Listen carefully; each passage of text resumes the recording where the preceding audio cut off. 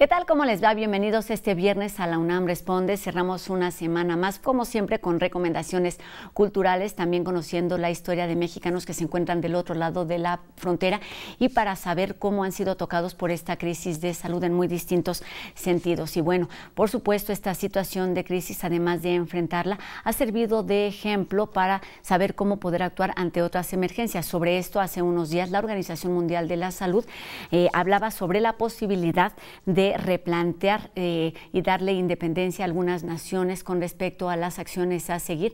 Esto con el objetivo también de generar un tratado que permita a todos los países miembros adelantarse y actuar a tiempo ante otra crisis de salud similar a la que estamos viviendo, ocasionada por el virus del SARS-CoV-2 y la enfermedad de COVID-19. Y bueno, hablando de pandemia, sabemos que este es solamente uno de los factores que se consideran para o que están impactando en las elecciones que tienen lugar en nuestro país este domingo 6 de junio.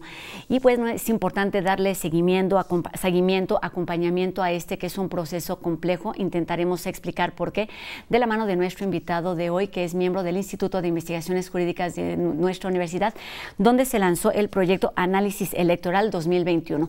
Está con nosotros el doctor Juan Jesús Garza Onofre, investigador de este instituto y también profesor de la Facultad de Derecho de nuestra universidad, mejor conocido en las redes sociales y en los medios de comunicación como Tito. ¿Cómo estás? Buenas tardes y un gusto que estés aquí con nosotros en La UNAM Responde. Hola Rosa, gracias por la invitación. Un saludo a todo el auditorio. Qué bueno que estés aquí con nosotros para hablar de Análisis Electoral 2021, que es un proyecto de acompañamiento y de divulgación. ¿Qué significa esto en términos prácticos en este 2021 que se están preparando las elecciones más grandes de nuestro país? Claro, Rosa, como recién mencionaste, la pandemia vino a modificar muchísimos aspectos de nuestra vida social. Y en ese sentido, que no se nos debe olvidar que si bien van a ser las elecciones más grandes en la historia contemporánea de México, por el número de candidaturas que se ponen a elección, lo cierto es que van a ser también las primeras elecciones en medio de una pandemia, ¿no? Okay. De este virus del COVID-19 ha venido a modificar los hábitos de muchísimas personas a lo largo y ancho del mundo, a los cuales estamos acostumbrados, y en ese sentido parecería que la nueva normalidad o las nuevas condiciones en las que ejercemos nuestro derecho al voto en democracia también se van modificadas, ¿no? Y en ese sentido, las autoridades electorales, tanto el INE como el Tribunal Electoral, han emitido una serie de acuerdos y de sentencias a las cuales los actores políticos van a tener que apegarse. De lo que se trata en análisis electoral es de darle seguimiento a todas estas resoluciones, acuerdos, sentencias que los árbitros electorales están emitiendo para que las elecciones se puedan llevar en parámetros de normalidad. Entonces, este sitio, que es un esfuerzo de distintas instituciones, si bien surge de aquí, de la Universidad Nacional, hemos tratado de ir sumando distintas instituciones educativas, a distintas autoridades también, para darle difusión. Estamos viendo unas elecciones en donde el protagonismo de los árbitros, tanto del tribunal como del INE, como de múltiples actores a nivel local, como son propiamente los tribunales locales y los organismos públicos electorales a nivel local, están emitiendo muchísimas modificaciones a las reglas que impactan directamente en la vida democrática de este país. Entonces, en resumidas cuentas, lo que estamos haciendo a través de un portal de internet, ¿no?, es hacer un análisis breve, sucinto, divulgativo, que pueda informar en un lapso de tiempo muy breve, generalmente son en 2 días, que algunos académicos y académicas, parte del UNAM y de otras instituciones, nos hemos dado a la labor de resumir, de hacer algo bastante divulgativo y que podamos hacer una labor pedagógica para nuestra democracia. En resumidas cuentas,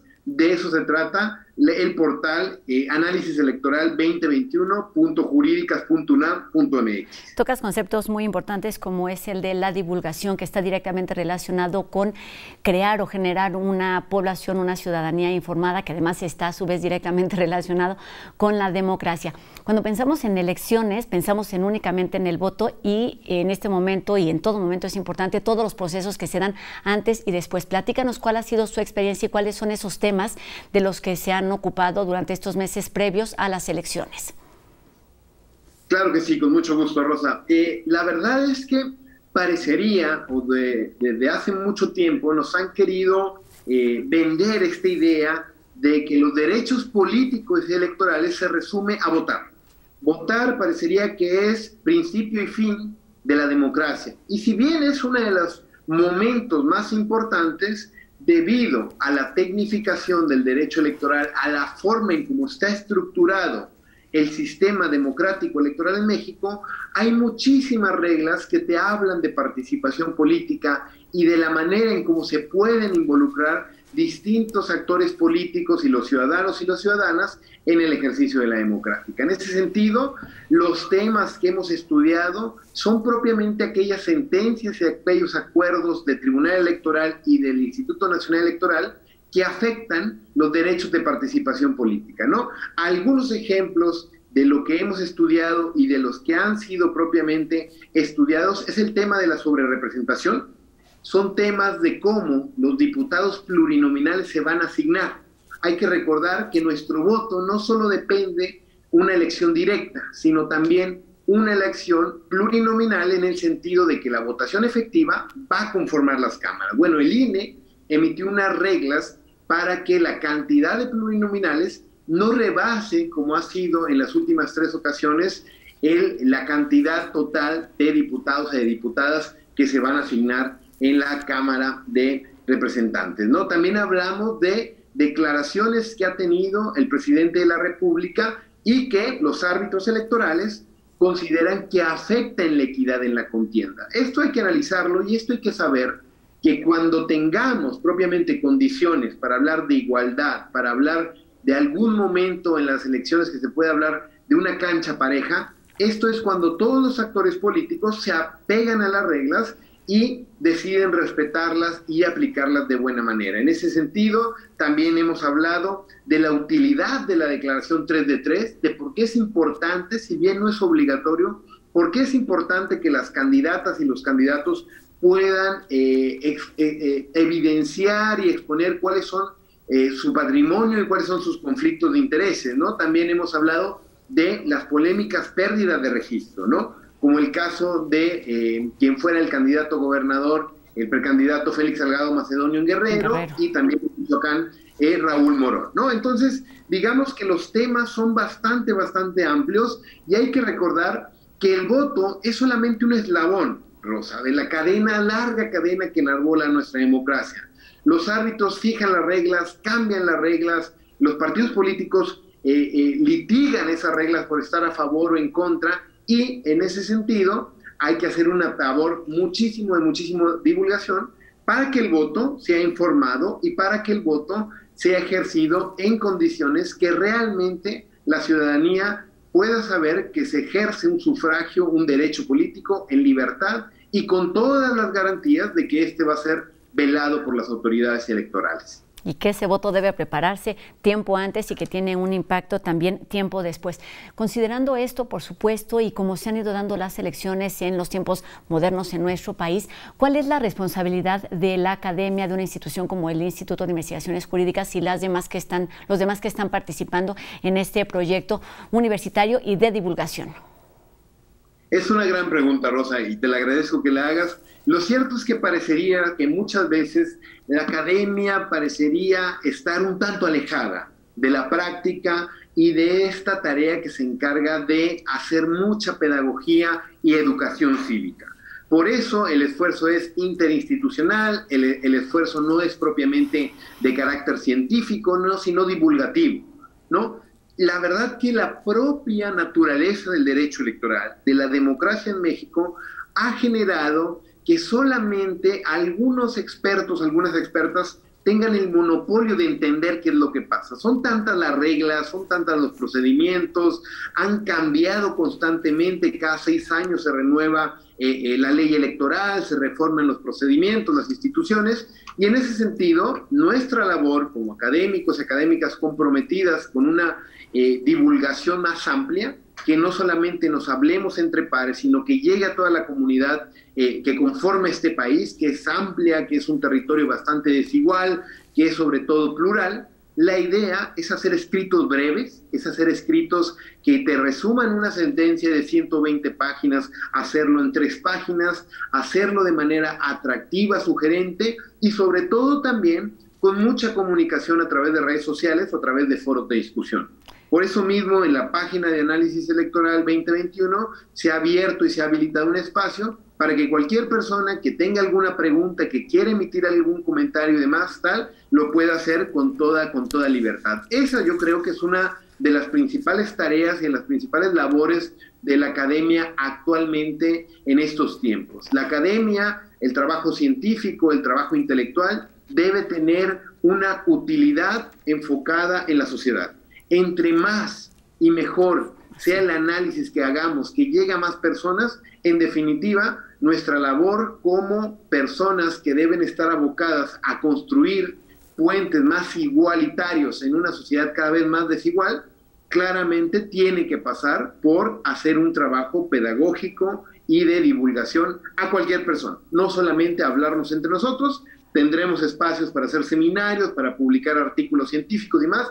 Este proyecto en específico se trata de divulgar y un poco de traducir, me atrevería a decirlo. Eso justo te iba a preguntar. Habías utilizado el término de resumir o de explicar lo que está sucediendo y justo eso te iba a preguntar. Me parece que la labor que hacen es traducir en palabras coloquiales todos esos procesos que conforme va pasando el tiempo se vuelven más complejos y lo que ocasiona, va directamente ligada con la siguiente pregunta, lo que ocasiona me parece un poco es el desinterés, la apatía por parte de la ciudadanía. ¿Cómo lograr este interés en los distintos sectores de la población? Hablas de las redes sociales en donde pues hay un sector de la población que puede estar muy activo, pero la población votante es obviamente mucho más amplia y es un público más amplio con distintas necesidades. ¿Cómo lograr que este esfuerzo universitario, institucional, no solamente universitario, impacte en los votantes que van a ir a las casillas y que tendrían que estar activos antes y después?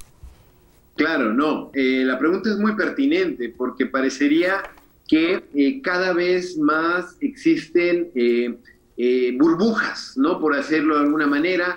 Existe una cámara que replica las opiniones que uno mismo cree y que intenta compartir.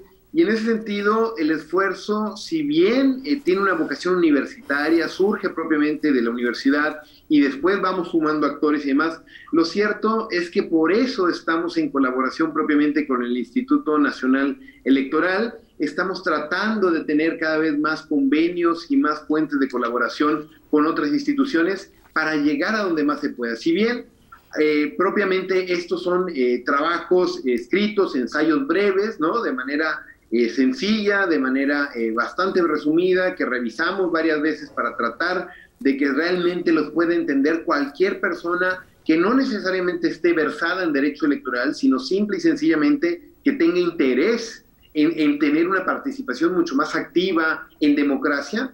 De lo que se trata y eventualmente, y ojo Rosa, de cara al próximo proceso electoral ya 2024, hay que saber que muchísimas formas de divulgación, muchísimas formas de hacer academia no son a las que tradicionalmente estamos acostumbrados. Por eso hay que explorar cada vez más vías de hacer infografías, de utilizar redes sociales, de utilizar TikTok, de utilizar manera de llegar a las nuevas generaciones que tienen acceso a Internet y en ese sentido también a toda aquella población que ni siquiera tiene posibilidades de tener cubiertas sus necesidades básicas. Simple y sencillamente hay que buscar cómo llegar a esas personas. Hay que llevar a través de las universidades, de las instituciones educativas, hay que descentralizar esta información, el conocimiento y tratar sobre todo de sumar a los participantes, a los partidos políticos, candidatas y candidatos, a que cada vez tengan propuestas que puedan ser más entendibles, factibles y realizables,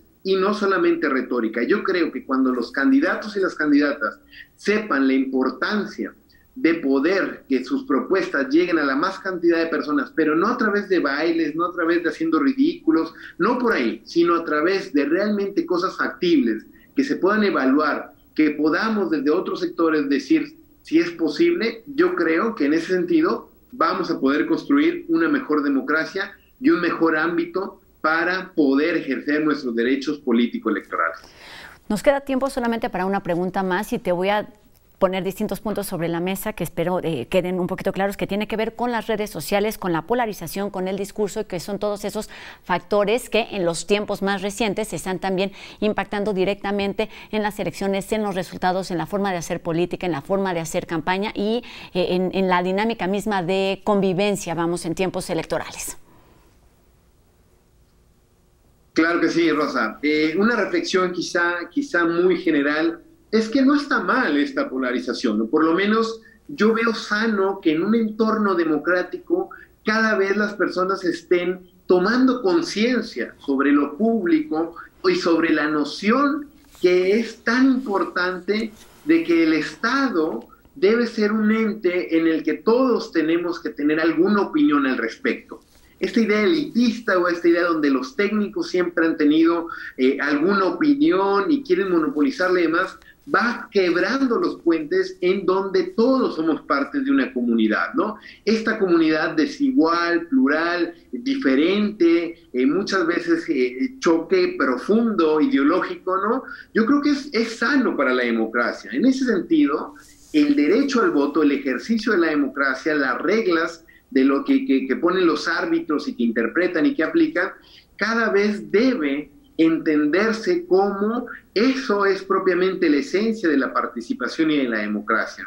Un lugar en donde todas las personas podamos participar sin miedo a represalias, sin miedo a tener alguna sanción, ni mucho menos a saber que este juego solo participan los mismos. Qué bueno que no solamente sea el voto, sino también lo vamos a ver en los próximos meses, Rosa. Vamos a tener también la consulta popular, vamos a tener también la revocación de mandato, ejercicios en el que la ciudadanía debe de tomar una postura, a favor o en contra. Y esa será labor de otros, de los actores políticos de convencer. Por lo pronto, de lo que se trata de nosotros es de asumirse como ciudadanos y no como clientes, de entender de que lo que nos corresponde es la defensa de nuestros derechos y no de un servicio.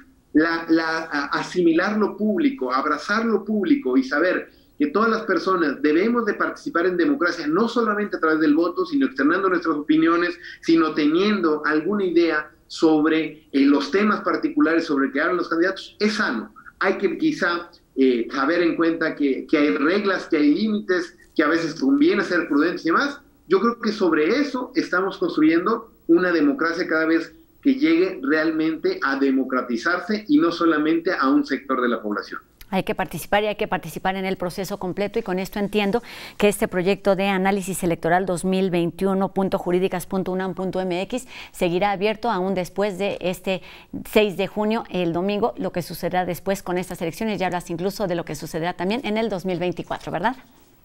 Es correcto, Rosa. En ese sentido vamos a seguir viendo y analizando una vez pasada la elección, las sentencias, la calificación, hasta llegar a la consulta popular y la revocación de mandato. Pues seguramente estaremos platicando un poquito más adelante de estos temas. Te agradezco muchísimo. Juan Jesús Garzonofre, Tito Garzonofre, investigador del Instituto de Investigaciones Jurídicas y participante de este proyecto que debe involucrarnos a todos, debemos participar. Es la recomendación para este y para todas las elecciones. Muchísimas gracias y buenas tardes. Buenas tardes, Rosa. Un saludo a todo el auditorio. Gracias, gracias. Y pues sí, la recomendación está ahí porque son las elecciones más grandes, ya que se elegirán 500 curules en la Cámara de Diputados, 15 gobernaturas y poco más de 20,000 cargos a nivel local y municipal. Participar es la recomendación. Y vamos enseguida rápidamente con nuestras recomendaciones de cultura para este fin de semana y los días que están por venir.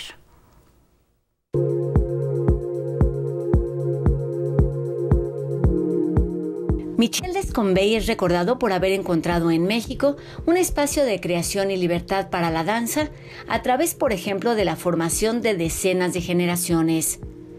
Con el objetivo de reconocer su trabajo, las direcciones de teatro y danza de la UNAM organizan el ciclo Conquistas de Michel Descombey, Comunidades y Contextos, donde se analiza la propuesta y el legado de este francés, fundador del Ballet Teatro del Espacio, como parte del programa México 500.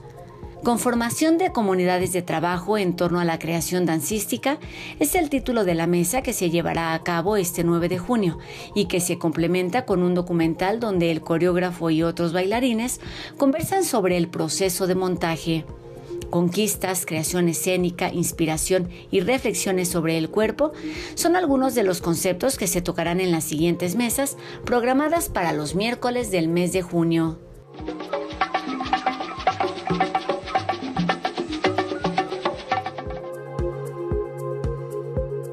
¿Quiénes somos? ¿Qué historias envuelven nuestros cuerpos y cómo construimos nuestras identidades y prácticas afectivas? Son los temas que se exploran en el taller Dinamitar el género binario, corporalidades expandidas a través del collage análogo. El Centro Cultural Universitario Tlatelolco invita a los participantes de entre 12 y 16 años a jugar con imágenes y palabras para conocer sus posturas y brindar alternativas sobre temas de género e identidad que impactan a las infancias y a las juventudes cada vez con mayor frecuencia. Además de iniciar un diálogo sobre ese cuerpo que habitan y las posibilidades de transitar o mutar, esta iniciativa pretende crear conciencia a edades cada vez más tempranas sobre los cuerpos diversos y la importancia de vivir sin violencia ni discriminación, además de resaltar la libertad de elegir.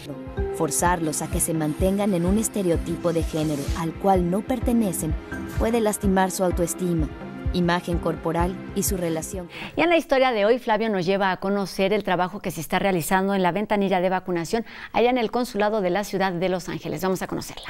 Hola Rosa, buenas tardes, ¿cómo estás? ¿Cómo están todos en el estudio? Como verán detrás, he salido de la Ciudad de México, me encuentro en el Consulado General de México en la Ciudad de Los Ángeles por segunda vez. Como recordarán, el año pasado ya estuve aquí, invitado por la cónsul, y hoy nuevamente me han invitado a que conozca cómo está funcionando el proceso de vacunación. Y hoy estoy con Elena Aragón, que es la directora de la ventanilla de salud, que nos va a contar un poco cómo funciona este proceso de vacunación aquí en el Consulado de México en la Ciudad de Los Ángeles.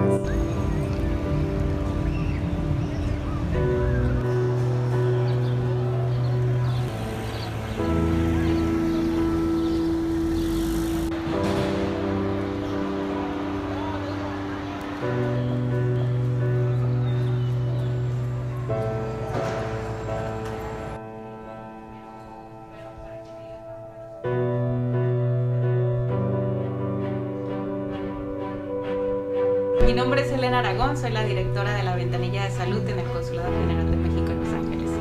Una ventanilla de salud es un programa que está dedicado completamente a mejorar las condiciones de salud de la comunidad hispana aquí en el Condado de Los Ángeles. Lamentablemente la condición de la comunidad hispana en cuanto a salud es a veces un poquito difícil, ya que muchos de ellos no acuden a la atención médica o no previenen. Entonces esa es nuestra labor como ventanilla de salud, poder orientar, educar a la comunidad y ayudar a prevenir que lleguen a esas enfermedades crónicas que nos aquejan mucho a nosotros, como es el colesterol, la diabetes, enfermedades del corazón, obesidad. Acabo de ver en la calle que hay mucha gente haciendo fila y están para vacunarse. ¿Cómo exactamente funciona la logística de este centro de vacunación? Sí, claro, las personas que quieren vacunarse llegan sin necesidad de cita al consulado, hacen una fila. Después de que ya pasan esta fila, pasan un área de registro donde se le toman sus datos a las personas. Estos datos, cabe mencionar que no se comparten con nadie, son completamente privados. Posteriormente pasan a ser vacunados y ya que se vacunan pasan a 15 minutos de observación por el personal médico para ver que no tengan alguna reacción a la vacuna. ¿La gente tiene miedo de venir aquí y a vacunarse por el tema migratorio o se sienten seguros? Bueno, cuando hemos hecho las clínicas aquí en el consulado de vacunación, la gente se ha sentido segura y hemos tenido muy buena respuesta. De hecho, las primeras jornadas de vacunación lográbamos vacunar alrededor de 460 personas y de hecho volvían a su segunda vacuna, que el Departamento de Salud Pública del Condado de Los Ángeles nos comentaba que era sorprendente porque volvía la mayoría. Entonces vimos esa confianza, no tenían miedo. Sin embargo, hemos sabido que para otros sitios sí hay ese temor porque no tienen organizaciones de confianza en la colaboración. Entonces, eso sí lo hemos visto, y no solamente en la vacunación, sino en la atención de salud en general. Nuestra comunidad teme mucho a la carga pública, teme mucho a que los hospitales compartan información con las autoridades migratorias. Pero claro, ese miedo es lo que nosotros debemos combatir a través de la educación. ¿Cuál es el mayor padecimiento de las personas en cuanto a salud mental? Depresión, ansiedad, estrés, mucho estrés, y es algo muy interesante porque la salud mental todavía es un tabú en nuestra comunidad. Entonces lo que nosotros hacemos es educarlos sobre la importancia de tener conocimiento de estos temas, de no verlo como si fuera un tabú, sino que es algo que es parte de nuestra salud. Entonces, como cuidamos de salud física, cuidamos de salud mental. Claro, y me imagino con el COVID se habrá deprimido mucha gente, ¿no? Claro, entonces esto se intensificó, no solo el estrés, la depresión, también otros temas relacionados con la salud mental, como es la violencia familiar, el suicidio, el abuso de alcohol y otras drogas. Entonces nosotros hemos hecho una colaboración también con el Departamento de Salud Mental del Condado de Los Ángeles y tenemos talleres sobre estos temas. Bueno, quiero invitar a la comunidad a que se vacune, por favor, por COVID-19. Es algo seguro, es algo que estamos haciendo por nosotros, por nuestra familia y por nuestra comunidad que ha sido tan afectada por esta enfermedad. Quiero agradecer a la UNAM, sobre todo por la colaboración que hemos tenido con ellos en relación a los temas de salud mental, y también a todos los que nos están viendo hoy. Por favor, invitarlos nuevamente a que difundan el mensaje de la importancia de la vacunación, y muchas gracias por este espacio. Bueno, Elena, muchas gracias. Chao.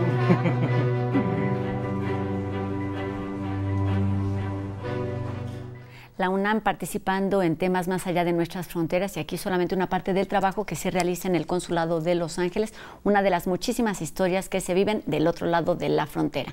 Y con esta historia terminamos un programa y una semana más aquí en la UNAM Responde. Les recuerdo que seguimos leyéndolos a través de nuestras redes sociales y nuestros números de WhatsApp, y les recuerdo que debemos seguirnos cuidando, y nos encontramos el próximo lunes aquí en TV UNAM 230. Aquí nos vemos. Adiós.